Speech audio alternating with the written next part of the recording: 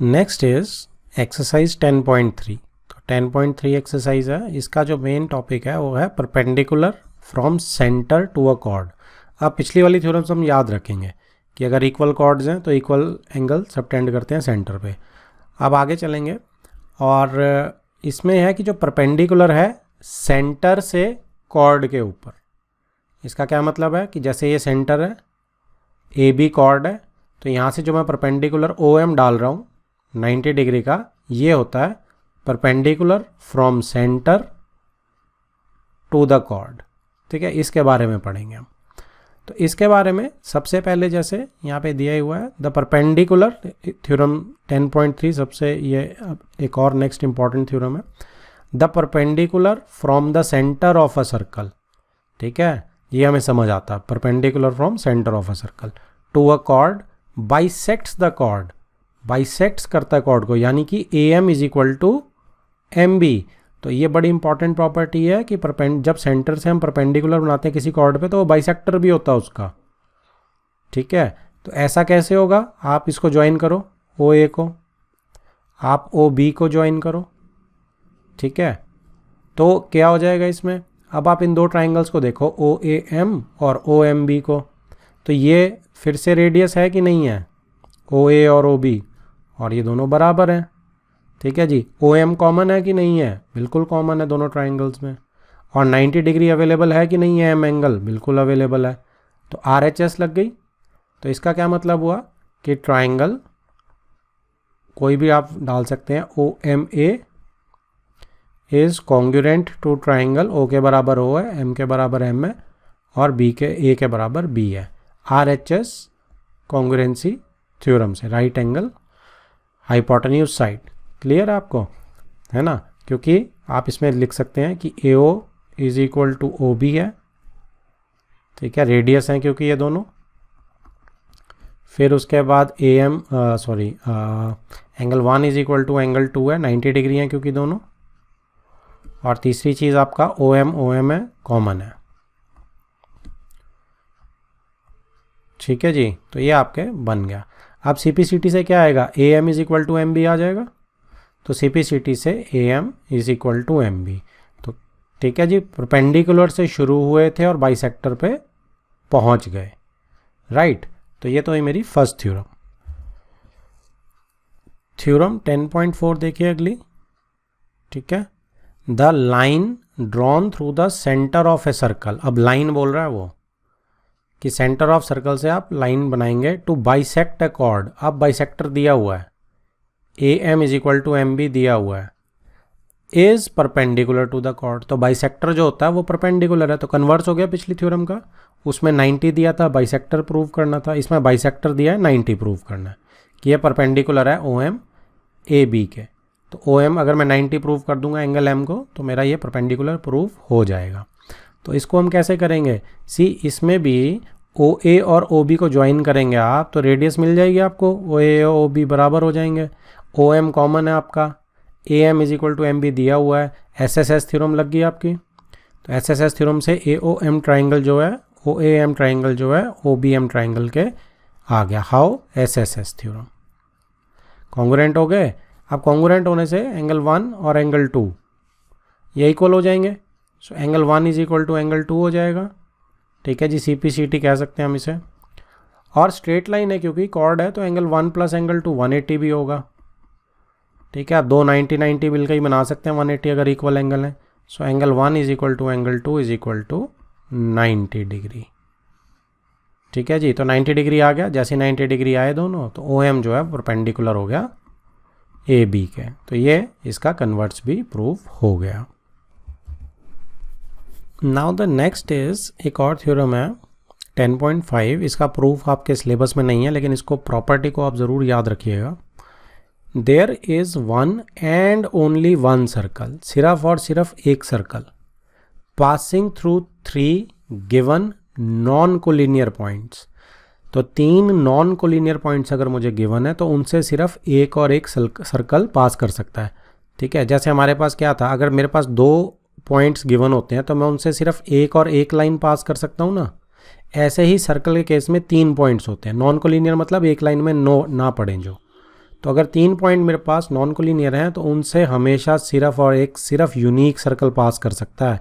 इन 3 point से कोई दूसरा सर्कल पास नहीं कर सकता, राइट।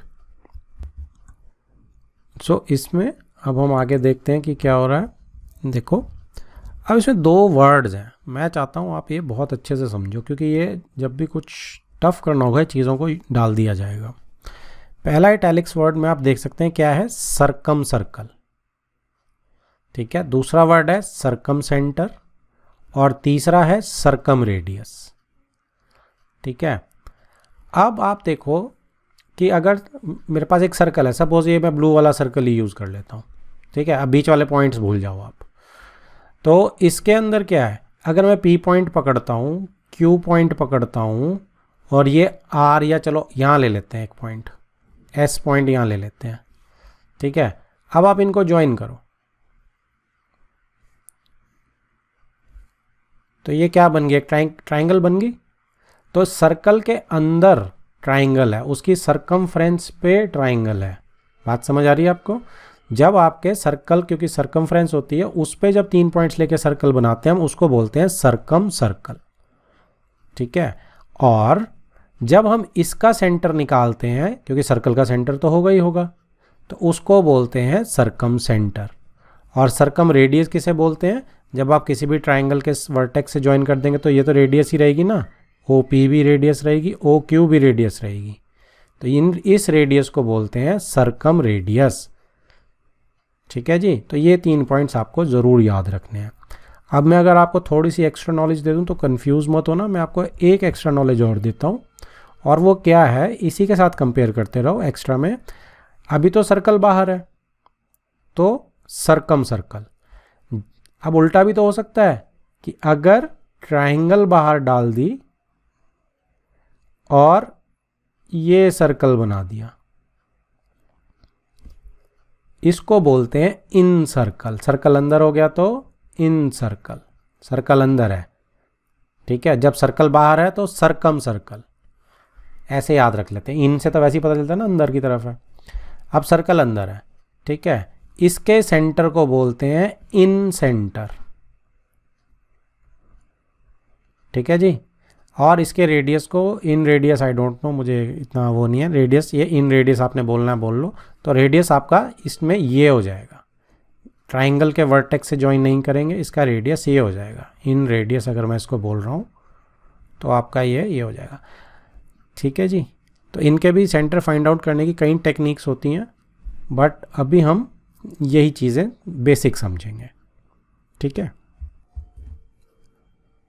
अब आप देखो, अगर एग्जाम्पल 1 को आप देखेंगे तो given an arc of a circle, आपको एक आर्क दी हुई है, ठीक है। जैसे कि यहाँ पे आपको PQ दी हुई है आर्क, सपोज, ठीक है, ये PQ आपको आर्क दी हुई है। अब वो कह रहा है कंप्लीट द सर्कल, सर्कल को कंप्लीट करो। बहुत अच्छी चीज़ सीखेंगे हम इसमें। अब आप इसको कैसे करेंगे, जब तक आपके पास सेंटर नहीं होगा, रेडियस नहीं होगा, आप सर्कल नहीं बना सकते, क्योंकि सर्कल बनाने के लिए सेंटर और रेडियस चाहिए। तो मेरा सबसे पहला क्वेश्चन इज़ कि मैं इस आर्क से क्या सेंटर और सर्कल निकाल सकता हूँ? बिल्कुल निकाल सकते हैं हम, ठीक है। और ये बहुत इंपॉर्टेंट चीज़ है और आपको आनी चाहिए।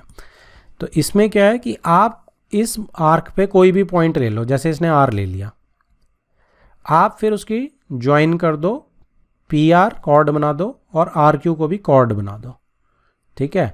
अब आप क्या करेंगे, PR का परपेंडिकुलर बाइसेक्टर ले लो। परपेंडिकुलर बाइसेक्टर मैं क्यों लेने को बोल रहा हूँ, क्योंकि जब आप P से कंपास आधे से ज़्यादा रख के यहाँ लगाओगे, आर्क यहाँ लगाओगे, फिर R पे रख के यहाँ लगाओगे, यहाँ लगाओगे, तो जैसे ही आप ज्वाइन करेंगे ना, तो ये जो डॉटेड लाइन है, अभी हमने थ्योरम करी थी ना कि अगर हम सेंटर से परपेंडिकुलर बनाएंगे तो कॉर्ड को बाइसेक्ट करेगा, है ना। तो यानी कि सेंटर से जब हम परपेंडिकुलर बाइसेक्टर बनाते हैं कॉर्ड का, अब हम उल्टा कर रहे हैं। अब हम परपेंडिकुलर बाइसेक्टर बना रहे हैं तो 100% सेंटर से जाएगा, पर सेंटर पूरी इस लाइन पे हो सकता है, कहीं भी हो सकता है, हमें नहीं पता कहाँ है। तो हम क्या करेंगे, हम एक और लाइन बनाएंगे, ठीक है जी। हमने क्या करना है, हमने एक और लाइन बना देंगे। हमारे पास RQ कॉर्ड है, उसका भी परपेंडिकुलर बाइसेक्टर लगा लेते हैं। R पे रखेंगे, आधे से ज़्यादा खोलेंगे, Q पे रखेंगे, इन आर्क्स को काट देंगे, ज्वाइन कर देंगे, ठीक है। तो इस पे भी परपेंडिकुलर बाइसेक्टर बन गया। अब जब परपेंडिकुलर बाइसेक्टर बन गया, जहाँ ये इंटरसेक्ट कर रहा है वो सेंटर 100% होगा, क्योंकि दोनों लाइंस का कॉमन पॉइंट है। तो मेरे पास सेंटर आ गया जी बिल्कुल। अब रेडियस कैसे चाहिए? रेडियस तो मैं ओ पे रखूँगा और पी तक कंपास खोल दूंगा, ये रेडियस आ गया। बस अब यहाँ रख के इसको आर के ऊपर से पूरा घुमा दो, आपका सर्कल कंप्लीट हो जाएगा। ठीक है, क्योंकि रेडियस भी है, सेंटर भी है। तो इससे हमने क्या सीखा कि किसी सर्कल का अगर मेरे पास नहीं है सेंटर, तो मैं चुपचाप दो कॉर्ड्स बनाऊंगा और उनका परपेंडिकुलर बाइसेक्टर बना दूंगा और वो सेंटर से पास करेंगे, क्योंकि ये मेरी प्रॉपर्टी है, सेंटर से कॉर्ड के परपेंडिकुलर बाइसेक्टर होते हैं। तो मैंने कन्वर्स प्रॉपर्टी यूज़ कर ली। ठीक है जी, बहुत अच्छी चीज़ है। अब हम इसकी एक्सरसाइज देखेंगे, उससे पहले मैं चाहता हूँ आप एक छोटी सी चीज़ और देखो, इसमें नहीं है लेकिन क्या है कि ये जो इक्वल, जैसे एक सर्कल है, सपोज यहाँ छोटा सा बना देता हूँ। ठीक है, इसमें ये जो आर्क है, सपोज ये पी क्यू, तो अगर मैं पी क्यू और यहाँ पे सी डी आर्क ले लूँ जो, और उसकी कॉर्ड्स को मैं इक्वल कर दूँ, अगर इक्वल है सपोज कॉर्ड्स, तो हमने फर्स्ट थ्योरम में पढ़ा था कि equal cord subtend equal angles at centre. तो सेंटर पे जो एंगल बनेगा 1 और 2 वो बराबर होगा। ठीक है, इसकी एक्सटेंशन भी आप कर सकते हैं। एक्सटेंशन क्या है? अगर कॉर्ड पी क्यू इक्वल है सी डी के, तो आर्क पी क्यू भी तो आर्क सी डी के इक्वल है, तभी तो कॉर्ड्स इक्वल आएंगी। तो इसको हम एक्सटेंडेड क्या कर सकते हैं, तो जो हमारी ऊपर वाली थ्योरम थी उसको एक्सटेंड हम ऐसे कर सकते हैं कि अगर पी क्यू आर्क भी मुझे बराबर मिल गई ना सी डी आर्क के, तब भी angle 1 is equal to angle 2 होगा। क्यों होगा? क्योंकि पी क्यू कॉर्ड जो है वो बराबर हो जाएगी सी डी कॉर्ड के, और इसीलिए एंगल 1 हो जाएगा इक्वल एंगल 2 के। तो ये तीनों चीज़ इकट्ठी चल सकती हैं। Next starts our exercise 10.3। First question is draw different pairs of circles. तो डिफरेंट पेयर्स ऑफ सर्कल्स बनाने हैं। पेयर्स मतलब जोड़ा, दो होने चाहिए मतलब circle. How many points does each pair have in common? तो कितने पॉइंट्स जो हैं ईच पेयर में वो कॉमन है। ठीक है, ये बताना है मुझे। What is the maximum number of common points, और कितने मैक्सिमम नंबर के कॉमन हो सकते हैं पॉइंट्स। तो अगर मैं दो सर्कल लेता हूँ, देखो एक सर्कल मैंने पेयर बनाया, एक सर्कल मेरा ये है, कितने कॉमन पॉइंट्स हैं? कॉमन पॉइंट्स यहाँ लिख लेते हैं, कॉमन पॉइंट्स। इसमें कितने कॉमन पॉइंट्स हैं? इसमें 0 कॉमन पॉइंट है ना। अब मैं क्या करता हूँ, इन सर्कल को मैं ऐसे टच कर देता हूँ। कितने कॉमन पॉइंट है? एक कॉमन पॉइंट है। इसके बाद क्या करते हैं, इन सर्कल्स को ऐसे टच कर देते हैं। कितने कॉमन पॉइंट्स हैं? 2 कॉमन पॉइंट्स हैं। ठीक है, अब और तो कोई चीज़ नहीं हो सकती, यही हो सकती है पॉसिबल जितने भी डिफरेंट पेयर्स हैं। तो maximum number of common points कौन से हैं?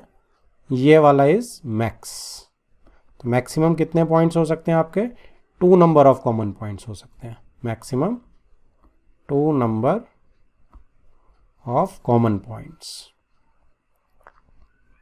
और मिनिमम कितने हो सकते हैं अगर पूछता है तो 0 हो सकते हैं, टच ही नहीं कर रहे सर्कल।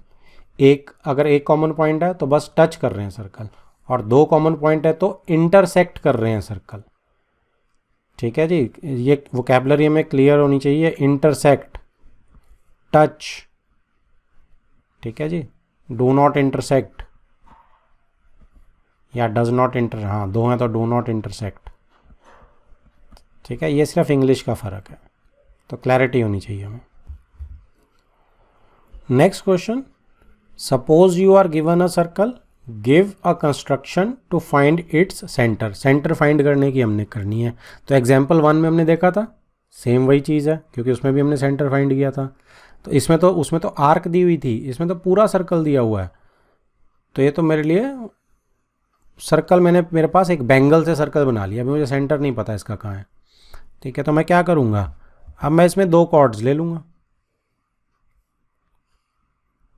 ठीक है, अब 2 कॉर्ड्स के बाद मैं क्या करूँगा, इन दोनों के परपेंडिकुलर बाइसेक्टर ले लूँगा। तो P पे रखूँगा, आधे से ज़्यादा खोलूँगा आर्क, क्यू पे रखूँगा, कंपास को आधे से ज़्यादा खोलूँगा, आर्क, ठीक है, दोनों को ज्वाइन कर दूँगा। ये मेरी सपोज ज्वाइन होगी, आर्क यहाँ पे कट कर रही है सपोज अगर, ठीक है। ऐसे ही मैं क्या करूँगा, ऐसे ही मैं क्यू आर को करूँगा, परपेंडिकुलर बाइसेक्टर बनाऊँगा क्यू आर का। तो क्यू पे आधे से ज़्यादा रखूँगा, क्यू पे रखूँगा, आधे से ज़्यादा कंपास खोलूँगा, आर्क दोनों तरफ, आर पे रखूँगा, इस आर्क को काट दूँगा आधे से ज़्यादा, वो सेम रेडियस की कंपास खुली होनी चाहिए, ठीक है, और ज्वाइन कर दी। अब दोनों परपेंडिकुलर बाइसेक्टर जहाँ ज्वाइन करेंगे वो मेरा सेंटर होगा। बस यही कंस्ट्रक्शन है सेंटर को फाइंड करने की, राइट। लेकिन आपने ध्यान रखना है कि आपकी कंपास हिलनी नहीं चाहिए। आपने एक बार जिस रेडियस की कंपास खोल ली वही रहेगी आधे से ज़्यादा में, ठीक है जी। तो ये मेरा सेंटर फाइंड आउट करने का तरीका है। इसमें पी क्यू और क्यू आर इक्वल कॉर्ड्स नहीं है, ये आप ध्यान रख सकते हैं। जैसी मर्जी कॉर्ड बना सकते हैं, बस दो कॉर्ड्स बनानी है और उनके दो परपेंडिकुलर बाइसेक्टर्स बनाने हैं। Next is third question, if two circles intersect at 2 points. तो दो सर्कल्स हैं, वो 2 पॉइंट पे इंटरसेक्ट कर रहे हैं। इक्वल रेडियस की कोई ज़रूरत नहीं है, कुछ भी हो सकते हैं। Prove that there centres lie on the perpendicular bisector of the common chord. Common chord किसे बोलेंगे अब हम, ये भी बड़ा अच्छा वोकैबुलरी का है। देखो कॉमन कॉर्ड आप बोलोगे जो आपका ये जो पॉइंट ऑफ इंटरसेक्शन एक ये है सर्कल का, एक ये है। तो अगर आप इसे ए बी नाम दे दोगे तो ए बी को जैसे ही मैं ज्वाइन करूँगा तो ये कॉमन कॉर्ड होगी। तो common chord is A B, ये हमें आनी चाहिए चीज़ें, ठीक है। अब वो कह रहा है, दोबारा पढ़ते हैं क्वेश्चन को, prove that there centres lie on the perpendicular bisector of common chord. अब इस कॉमन कॉर्ड का परपेंडिकुलर बाइसेक्टर क्या होगा, सपोज मान लेते हैं ये हो गया। तो वो कहते हैं कि जो इस पे ही होना चाहिए सेंटर। अगर इसका सेंटर ओ ले लेता हूँ और इसका सेंटर सी ले लेता हूँ तो वो इस पे ही लाई करते हैं, ठीक है। हमें ये प्रूव करना है। तो हम ऐसा करते हैं, हम कहते हैं ओ सी जो है वो स्ट्रेट लाइन नहीं है। सपोज हम क्या करते हैं, हम इसको ओ सी को स्ट्रेट लाइन नहीं मानते। हम कह देते हैं कि ये एक पॉइंट है डी जहाँ पे इंटरसेक्ट हो रही है ओ सी और ए बी। तो हम साथ में ज्वाइन कर देते हैं इन ट्राइंगल्स को। ओ और सी को हम सेंटर तो ले ही लेते हैं। अब अगर ओ और सी सेंटर है तो मुझे प्रूव करना है कि ओ डी सी एक स्ट्रेट लाइन है, ठीक है। अगर ये स्ट्रेट लाइन, हम परपेंडिकुलर बाइसेक्टर ले रहे हैं लेकिन स्ट्रेट लाइन नहीं ले रहे। तो परपेंडिकुलर बाइसेक्टर क्या होगा, देखो अब हम गिवन में, सबसे पहले हम गिवन में क्लियर कर रहे हैं कि हम क्या क्या ले रहे हैं। तो गिवन में हम ले रहे हैं कि जो डी है, D is mid point of A B का मिड पॉइंट ले रहे हैं हम। सिर्फ हमने डी को मिड पॉइंट लिया, हमें नहीं पता कि ये O D C straight line है। तो अब देखो गिवन अगर डी मिड पॉइंट है ए बी का, तो इससे क्या निकल के आया, इससे ये निकल के आया कि आपका जो एंगल है ये 90 डिग्री का है ना, क्योंकि जो परपेंडिकुलर होता है वो बाइसेक्टर होता है और बाइसेक्टर परपेंडिकुलर होता है। तो क्योंकि ओ डी जो है वो ओ डी, जब ए बी आपका ए डी डी बी के बराबर हो गया यहाँ से,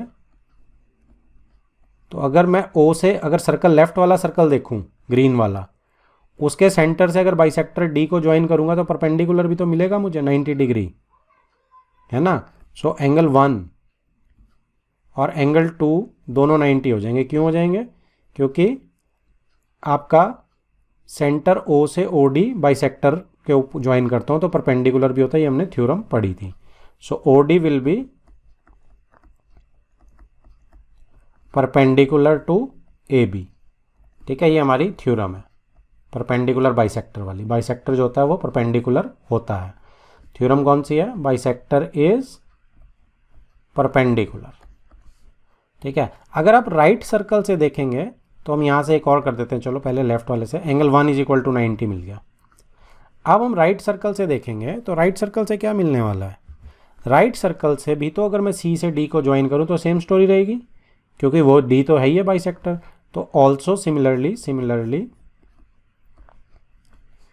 ठीक है, C D is perpendicular to A B, ये भी रहेगा। सो एंगल 2 भी 90 डिग्री आ गया। तो अब आप देखो एंगल 1 भी 90 है, एंगल 2 भी 90 है, तो मैं क्या बोल सकता हूँ कि एंगल 1 प्लस एंगल 2 करो, कितना आएगा? अब एंगल 1 90 डिग्री है, एंगल 2 90 डिग्री है, दोनों को ऐड करोगे 180 हो गया। तो 180 तो स्ट्रेट लाइन का ही होता है एंगल। तो this implies ODC is a straight line. तो परपेंडिकुलर तो है ही है, बाइसेक्टर भी हैं, तो ODC स्ट्रेट लाइन होगी। तो इससे क्या मतलब हुआ कि O and C lies on perpendicular bisector of common chord. ये प्रॉपर्टी बहुत जगह आगे यूज भी हो सकती है। ठीक है जी। तो कॉमन कॉर्ड के परपेंडिकुलर बाइसेक्टर पे ही सेंटर पड़ते हैं, ये हम हमेशा याद रख सकते हैं। 1 मार्कर 2 मार्कर हम इसी प्रॉपर्टी से निकाल सकते हैं। ठीक है जी।